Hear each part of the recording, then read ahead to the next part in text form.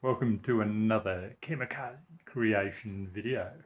We're going to have a bit of a look at the Celica today and have a look at doing a dash removal and removing that dash pad because it's the last thing that needs upholstering. I'll show you through a few of the things that are there, take you through some of the interior components that I've had made, and show you the seats as well. And we'll get in and remove that dash pad, and the next stage will be knocking out some of the old sound deadener to fit up the new sound deadener, which will be a major project. Anyway, we'll get into it and have a look. So I've got the door cards and armrests and things like that, and a few little interior parts here. The seats are still up at the upholsterer, and we'll go and have a look at those in a second. But this is the back for the two-door coupe and the front door card, which we've done in a nice cream main colour and a black patterned section that runs down the bottom that looks really nice. The seats are in the same colour as the cream, but done really nicely with the good cutouts in them, good sitting position in them. But yeah, pretty happy with that.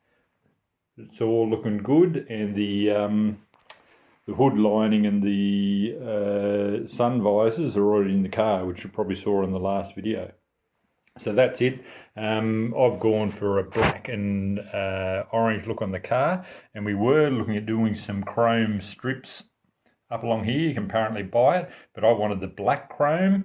And we had trouble getting the right stuff, so Mandy, my upholsterer, made up these strips just out of a black material and stitched them in place to give it that panelled look. Very happy with the result. And in the miracle of video, here we are up at Mandy's, and here's the upholstered seats in the same colour as the door cards. Looking beautiful with those little studs in there. They're the black chrome I was talking about with the other trim on the door cards. Very impressive. We've got the old girl out of the shed finally, and done a bit of a clean up on the interior, getting all of the bits and pieces out of there. And what I'm really looking at now is taking that dash pad out of the car. So there's a few screws in there. I've never done a Celica before, so I'm going to document this process. Up in the corner, up in there's a couple of screws, and there's a few along the bottom edge to get the main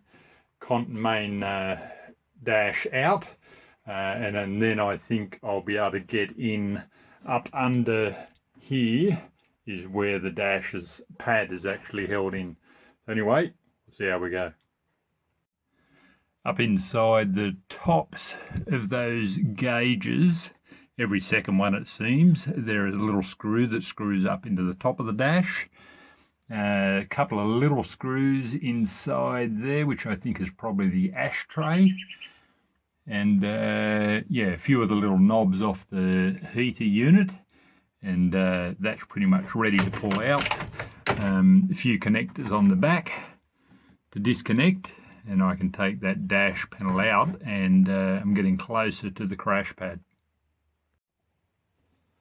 So making a little bit of progress up under the main dash pad, screwing into the frame up underneath there. There's several little nuts. So this dash pad's got some studs on it that run down through the steel chassis. So you've got to get those nuts off from the inside, but I've also had to take this lower section of the console off that covers of the dash, that covers the glove box and vents and things. And you'll notice just in here, one little screw that's holding that whole dash pad secure there. I think that might be the last screw, but it's a little tricky one for the unknowing. But I'm getting closer. So she's finally out. I can get that up to the upholsterer now and It's the last piece that I need tidied up. We had that front section painted black that you see in through the windscreen, but it's good to have that out. That little screw that I showed up in there was the main little culprit, and until you took that that other dash piece out around the glove box, you couldn't see that screw. No real tricks other than that. There are 2 screws on the side over here. I think I only had 1 in there, and same on the driver side up in here. There's a couple of screws. Again, mine weren't in there, being a pretty old car. But you can see there's a mounting position there. Now these usually have studs in them.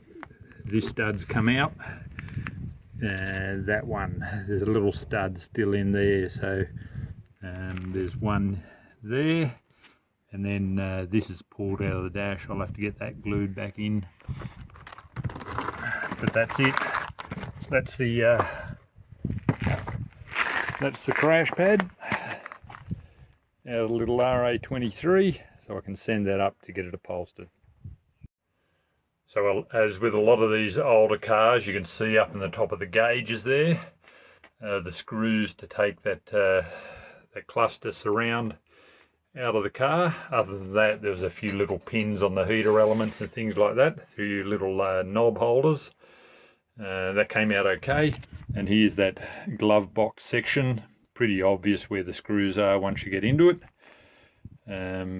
So all that can have a bit of a tidy up now, and inside the dash in there is just messy, so I'll get inside there and give that all a really good clean up, check it all out, check the wiring before I start thinking about putting it back together. So a really big project is going to be getting all of this stuff out. You can see that cut out there, that's actually all sound deadener that's been put in from the factory.